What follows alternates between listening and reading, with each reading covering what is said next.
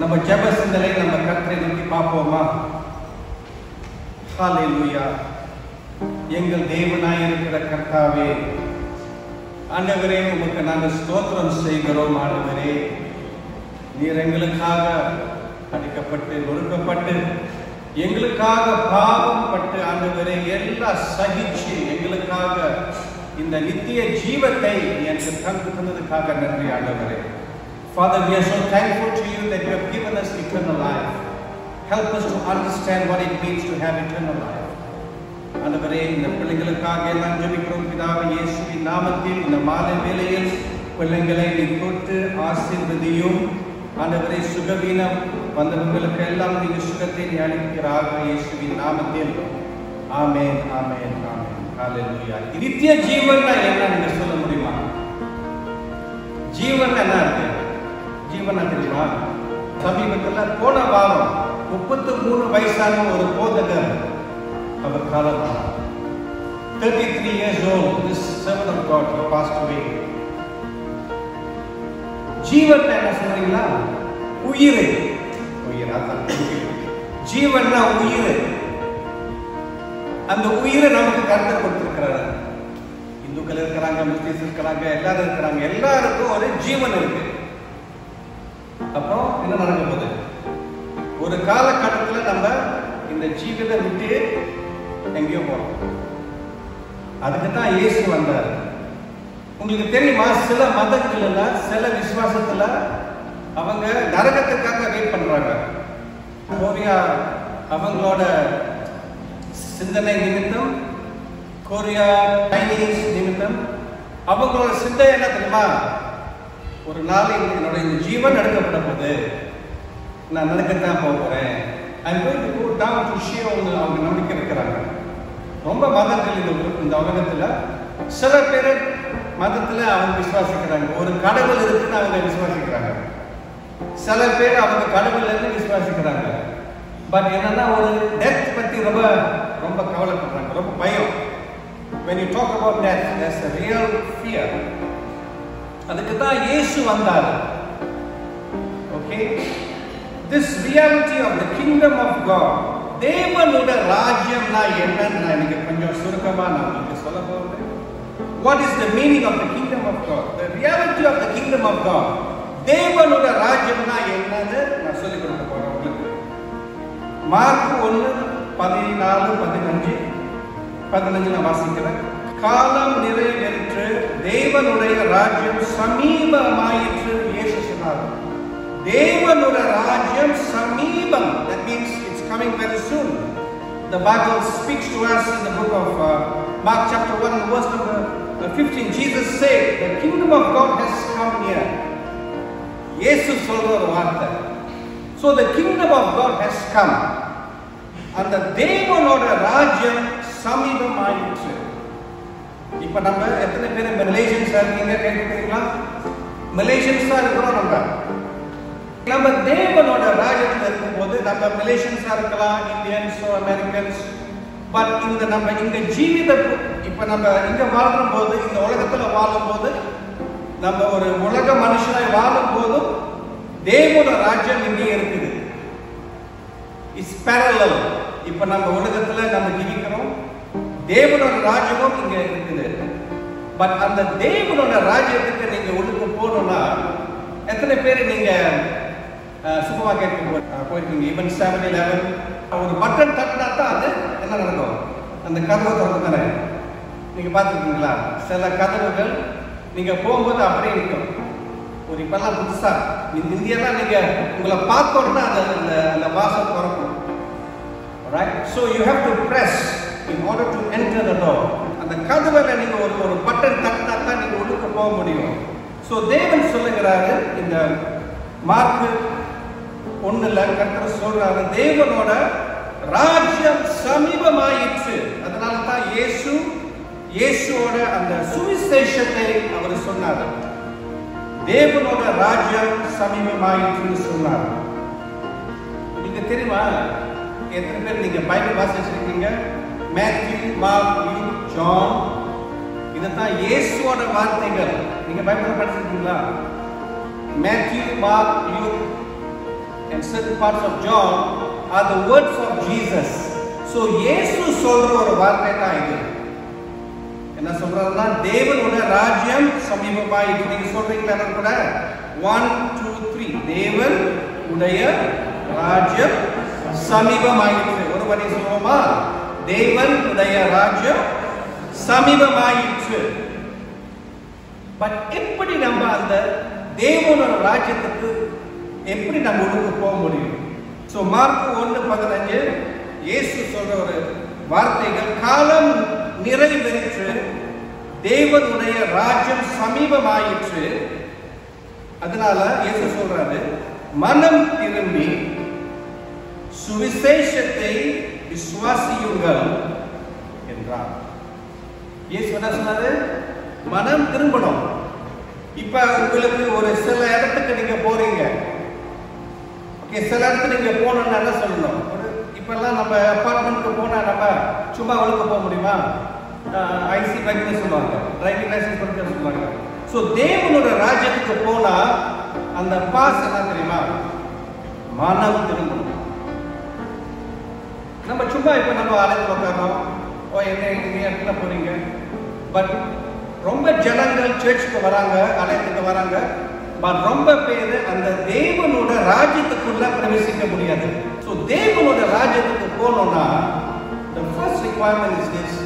நமக்கு என்ன இருக்கணும்? இது என்ன? இதெல்லாம் மனசு தானே. மனம் என்ன பண்ணணும்? திரும்பணும். அதுதான் repentance. தேவனோட ராஜ்யத்துக்கு வரணும்னா நம்ம என்ன செய்யணும்? மனம் திரும்பணும். இந்த மனம் திரும்புதுன்னா என்ன அர்த்தம்? எத்தனை பேர் உங்களுக்கு, நீங்க கிறிஸ்டியன்ஸா இருக்கீங்க, எத்தனை பேர் உங்களுக்கு தெரியும் ரிப்பெண்டன்ஸ்னா என்ன? மனம் திரும்ப என்ன அர்த்தம்? தட் மீன்ஸ் இப்ப நான் இங்க இருந்து அங்க போறேன், இதுதான் என்னோட பாவ வாழ்க்கை. சரியா? இப்ப நான் அந்த காரியத்துக்கு நான் போறேன், இது பாவமான வாழ்க்கை. இப்ப நான் மனம் திரும்பினா தட் மீன்ஸ் இங்க இருந்து நான் அப்படி திருப்பி அங்க போறேன். Right? It talks about a change in our direction. A change of our direction in our life. எத்தனை பேர் இன்னைக்கு நீங்க பாவம் செஞ்சீங்க? கை தட்ட வேண்டாம். எவ்ரிடே நம்ம பாவம் செய்யறோம், தெரிந்து தெரியாமலும் நம்ம பாவம் செய்யறோம். பட் நான் என்ன சொல்றேன், தேவனோட ராஜ்யத்துக்குள் பிரவேசிக்கணும்னா என்ன செய்யணும்? மனம் திரும்பணும். அதுக்காக நம்ம என்ன செய்யணும்? நம்மளோட we have to repent. That means நம்ம முடிவு பண்ணணும், நம்மளோட மனசை நம்ம முடிவு பண்ணணும். Okay, I'm going to explain to you. யோவான் 3:3ல ஒரு கதை சொல்றேன் உங்களுக்கு. ஓகே, நீங்க எத்தனை பேர், நீங்க சில பேர் நீங்க படிச்சிருப்பீங்க, படிக்காதவரா இருப்பீங்க, சில பேர் ஏழையா இருப்பீங்க, சில பேர் பணக்காரா இருப்பீங்க, சில பேர் பார்க்குற இல்ல பரவாயில்ல அவங்க சேர்த்துக்கு போறாங்க நம்மளும் போலாம். இந்த கிறிஸ்துவத்துவம் இயேசுவோட ஜீவன் கொடுத்து உருவாக்கின ஒரு மதம். மதம் சொல்ல முடியாது, விசுவாசம். அதுக்காக யோவான் 3ல ஒரு கதை இருக்கு தெரியுமா? சோ அந்த ஊர்ல ஒரு படிச்ச மனிதன் இருந்தார். அவர் ஒரு படிச்ச ஒரு மனிதன். his name is நிக்கோடிமோஸ். அவர் ஒரு பரிசி. he is a pharisee. pharisee means ஒரு தேவனோட பக்தனான ஒரு மனுஷன். அங்கெல்லாம் போடுவாங்க சில கிளாஸஸ் ஆஃப் பீப்புள், அவங்க ரொம்ப ராயலா இருப்பாங்க. ஸோ இப்படிப்பட்ட ஆளுங்க ரொம்ப அந்தஸ்து, அந்த சமுதாயத்தில் அவங்களுக்கு ரொம்ப அந்தஸ்து இருக்கு. பாரிசீஸ் அப்படிப்பட்ட ஒரு ஆள் தான் இயேசுவை நோக்கி வராரு. நிக்கோடிமோஸ் என்ன செஞ்சாரு? இயேசுவை நோக்கி வந்தாரு. பட் என்ன தெரியுமா, இயேசுவை எப்படி போய் பார்க்கறது? அவர் ஒரு பெரிய ஒரு ராயல், ரிலிஜியஸ் லீடர், மதத்துல ஒரு பெரிய ஆளு. மத்தவங்க பார்த்தா எப்படி முடியுமா? மனுலா தானே. சோ அதனால அவர் ராத்திரி நேரத்துல, மத்தவங்க பார்க்க கூடாது, ராத்திரி நேரத்துல அவர் இயேசுவை பார்த்தாரு. verse number 2, அவன் இரா காலத்தில் இயேசுவின் இடத்து வந்தார். So you see, this Christianity, இயேசுவோட காரியத்துல நம்ம இது சும்மா ஏனோ தானே ஒரு வாழ்க்கை இல்லை தெரியுமா? நீங்க வரீங்க, ஹோம்ல தங்குறீங்க, அப்புறம் நீங்க படிக்கிறீங்க, அப்புறம் நீங்க போயிட்டு நீங்க கிராஜுவேட் பண்ணிக்கோ போறீங்க. பட் இயேசுவை நீங்க மறக்கக்கூடாது. ஆமென் சொல்றீங்களா? நம்ம இயேசுவை எப்போதும் மறக்கக்கூடாது. அப்படித்தான் இந்த பரிசி நிக்கோடிமோஸ் வந்து இயேசு பார்த்து சொல்றாங்க, ஏன் ரப்பின்னு கூப்பிடுறாரு அவரை. அந்த இயேசுவ ரட்சகரா தெரியல. சோ சில கேள்விகள் கேட்கிறாரு. என்ன கேட்கிறாரு தெரியுமா? ரபி, நீ தேவனிடத்தில் இருந்து வந்து போதகர் என்று அறிந்திருக்கிறோம். ஏனெனில் ஒருவனும் தன்னுடனே தேவன் இராவிட்டால் நீ செய்கிற இப்படிப்பட்ட அற்புதங்களை செய்ய மாட்டான் என்றார். அவருக்கு ரொம்ப இன்ட்ரெஸ்ட் தெரியுமா? இந்த படிச்ச ஒரு பக்தன், ஒரு பரிசியான அந்த மத அந்த கிரேட் மேன் கேட்கிறாரு, எப்படி ஆண்டவரே, அவரை ஆண்டவருக்கு இல்ல, ரபினா டீச்சர், எப்படி இயேசு எப்படி எல்லாம் நீங்க செய்வீங்கன்னு கேட்டார். எனக்கு தெரியுமா, ரொம்ப விஞ்ஞானிகள் ரொம்ப உரம் பண்ணாயா இயேசு பத்தி புரிய ரொம்ப கஷ்டம். அது மாதிரி தான் இந்த பரிசி. பட் இயேசு சொல்றாரு யோவான் 3:3, ஒருவன் மறுபடியும் பிறவாவிட்டால் தேவனுடைய ராஜ்யத்தை காண மாட்டான் என்று மெய்யாகவே மெய்யாகவே உனக்கு சொல்லுகிறேன் என்றார். சில பேர் இந்த செய்தி பத்தி நீங்க maybe it's a new message for you. நீங்க மறு பிறப்பு அந்த எக்ஸ்பீரியன்ஸ்க்கு நீங்க வரணும். எத்தனை பேர் இதை பத்தி நீங்க கேட்டிருக்கீங்க? ஒரு புது வாழ்வுக்குள்ள நீங்க வரணும். That means you must be born again.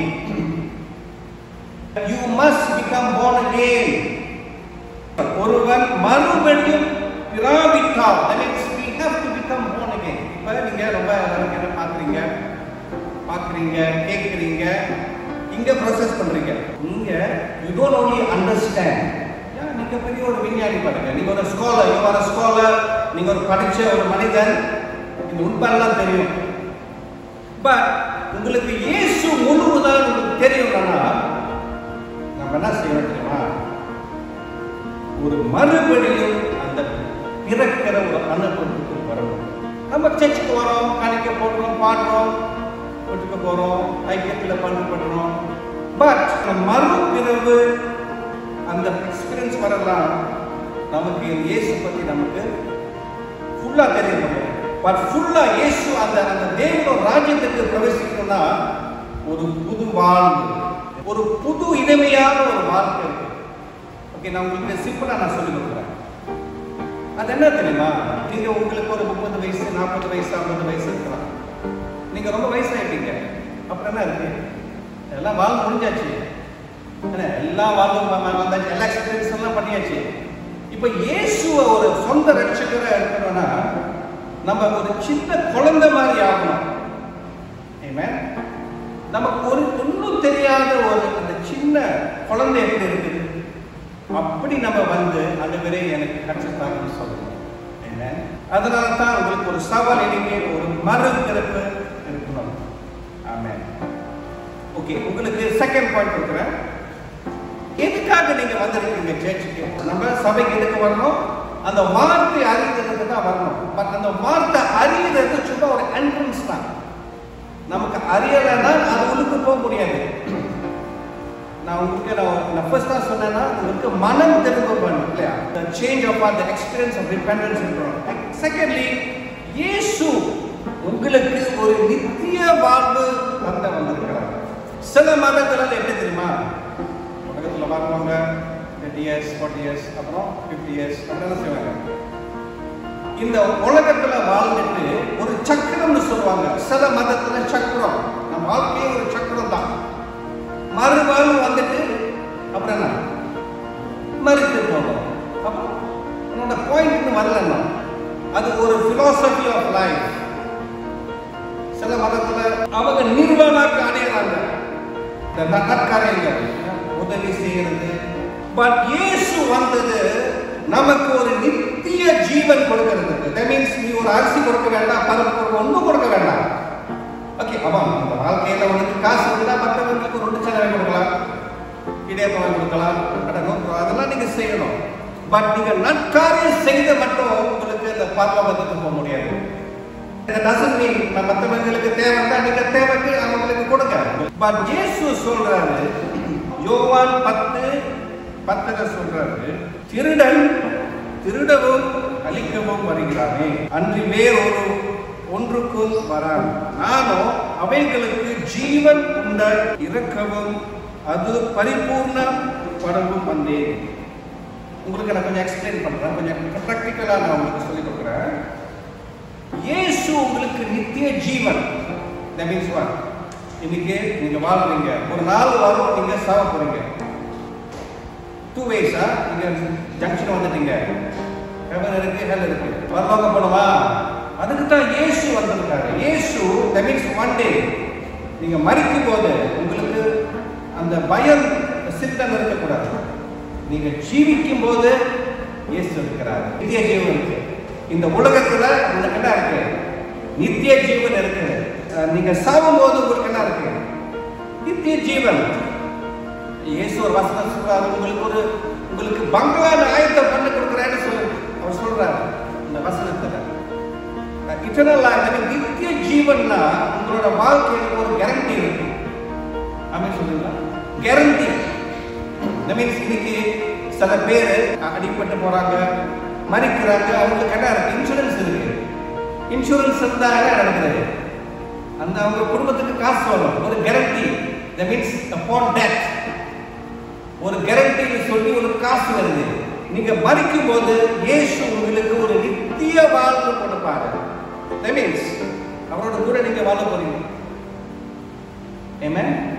Okay, நீங்க உலகத்தில் இருக்கும் போது உங்களுக்கு ஒரு நித்திய வாழ்வு வருது.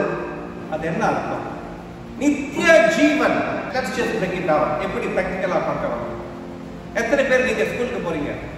நித்திய ஜீவன் என்ன? that means இந்த வாழ்க்கையில உங்களுக்கு ஃபுல்னஸ் இருக்கும், ஒரு திருப்தியான ஒரு வாழ்க்கை. அது இயேசு உங்களுக்கு கொடுக்க வந்திருக்கிறார். நித்திய ஜீவன்னா கர்த்தர் உங்களோட கூட இருக்கிறார்.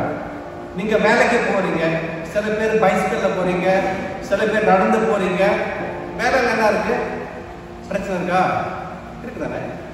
வேலையில பிரச்சனை இருக்கு, குடும்பத்தில் என்ன இருக்கு? பிரச்சனை இருக்கு. இயேசு நித்திய ஜீவன் கொடுக்கிறார். என்ன சொன்னதுன்னா, அந்த கஷ்டத்தில் மத்தியில் என்ன இருக்கு? தேவன் நம்மளோட கூட இருக்கிறார். மூணாவது காரியம், நான் ஃபர்ஸ்ட் என்ன சொன்னேன்? இயேசு எதுக்காக வந்தாரு? அந்த புது வாழ்வு, அந்த தேவனோட ராஜ்யத்துக்கு எப்படி போகணும்னு சொல்லி கொடுத்தாரு. அதுக்கு என்ன செய்யணும்? Number 1, the requirement is what? மனம் என்ன செய்யணும்? திரும்பணும். First point. Second point is that இயேசு எதுக்காக வந்திருக்காரு? நித்திய சொல்லுங்க, நித்திய ஜீவன் கொடுக்கிறார். சரி, நீங்க சபைக்கு வந்துட்டீங்க, நீங்க ரிப்பென்ட்லாம் பண்ணிட்டீங்க, மனெல்லாம் திரும்பிட்டீங்க, தேவனோட ராஜ்யத்துக்குள்ள வந்திருக்கீங்க, அப்புறம் நித்திய ஜீவன்ல வந்துட்டீங்க. பட் உங்களுக்கு தெரியணும், நமக்கு கிடைச்ச இந்த புது வாழ்வு சாத்தானுக்கு பிடிக்காது. தெரியுமா? வேதம் சொல்றது அந்த the thief comes to steal, திருடவும் வந்திருக்கிறார். தெரியுமா? சோ அதனால நமக்கு கிடைச்ச இந்த சுதந்திரம், இயேசுவின் நாமத்தில் கிடைச்ச சுதந்திரம் நம்ம என்ன செய்யணும்? இழந்த கூடாது. ஆமென். எத்தனை பேர் தெரியுமா இந்த தமிழ் இந்தியன் சமுதாயத்தில் நடக்கிற காரியம்? கல்யாணம் பண்ணியாச்சு, காதல்லாம் பண்ணியாச்சு, ஒரு பொண்ணு கிடைச்சாச்சு, திருமணம் பண்ணியாச்சு, அப்புறம் என்ன மற்ற பொண்ணை பார்க்குது, அப்புறம் என்ன செய்யறாங்க? ட்ரக்ஸ் ஃபிட் அடிக்குது, வேலை செய்யாம. மனைவி என்ன செய்வாங்க தெரியுமா? நீங்க சொல்லுங்க. ஓட்டு அடிக்கிறது. இதுதான் அந்த வாழ்க்கை. ஒரு தீர்வு வரணும்.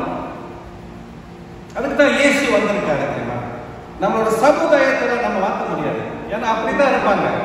சமுதாயம் அப்படிதான். அப்படியே ஈவன் டுடே 24 இயர்ஸ் கடந்து 24 வருஷம் கடந்து அப்படித்தான் நடத்துறாங்க. அவங்க சொல்றாங்க பிள்ளைங்க. ஸோ ஃப்ரெண்ட்ஸ், நீங்க அதுக்கு தான் நீங்க இயேசுக்குள்ள வரணும். என்ன செய்யணும்?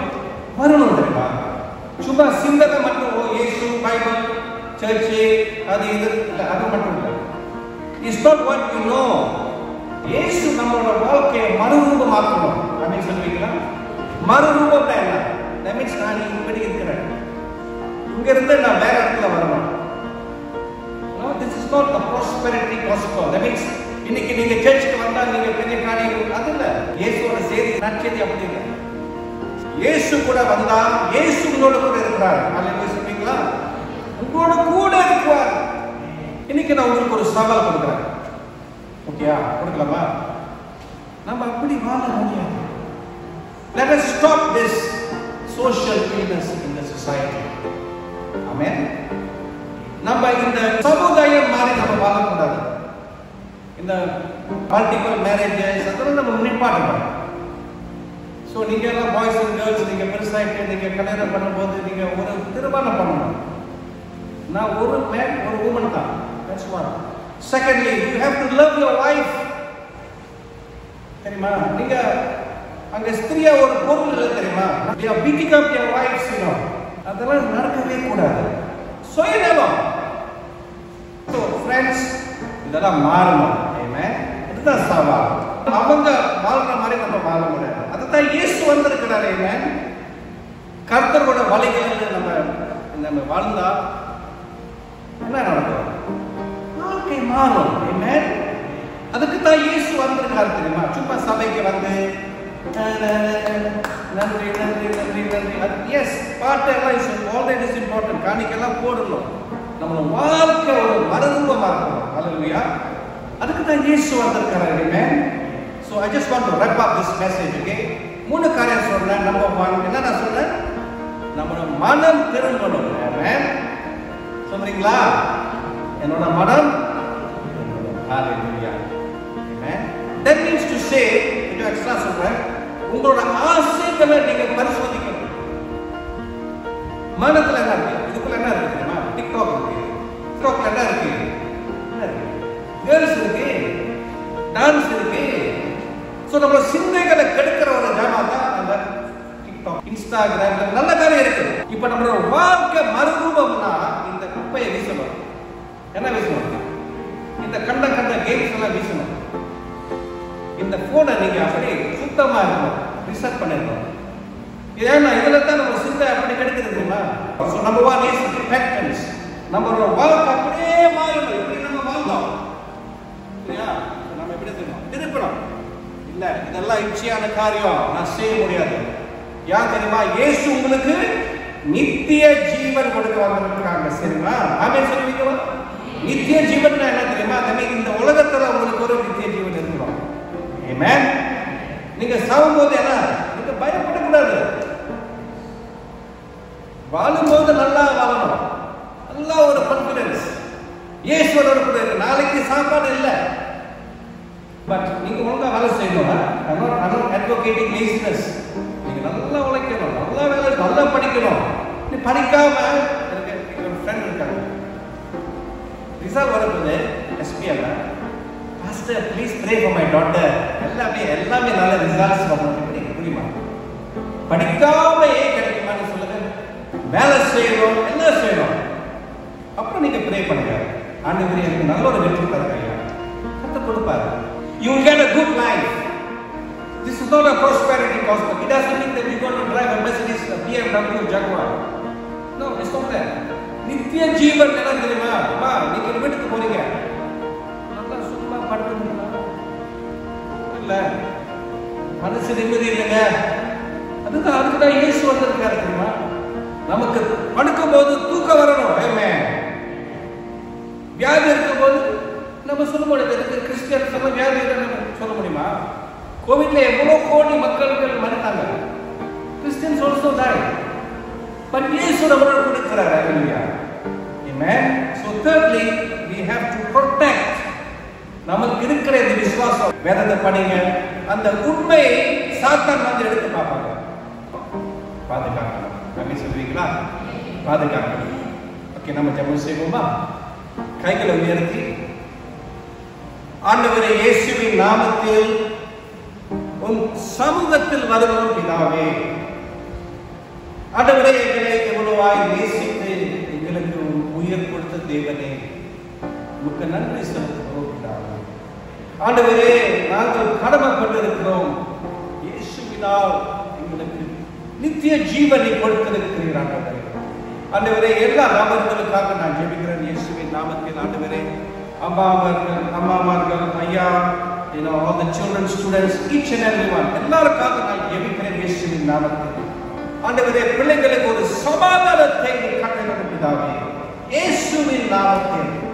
ஆண்டவரே பிள்ளைகள் வந்த சூழ்நிலையில் தெரியும் ஆண்டவரே, whatever situation that they have come with to God, ஆண்டவரே நீர் அவர்களுக்கு பதில் காணும் ஆண்டவரே. ஆண்டவரே சுகம் இல்லாதவர்களுக்கு இயேசுவின் நாமத்தில் ஒரு சுகத்தை கட்டளையிடும் பிதாவே.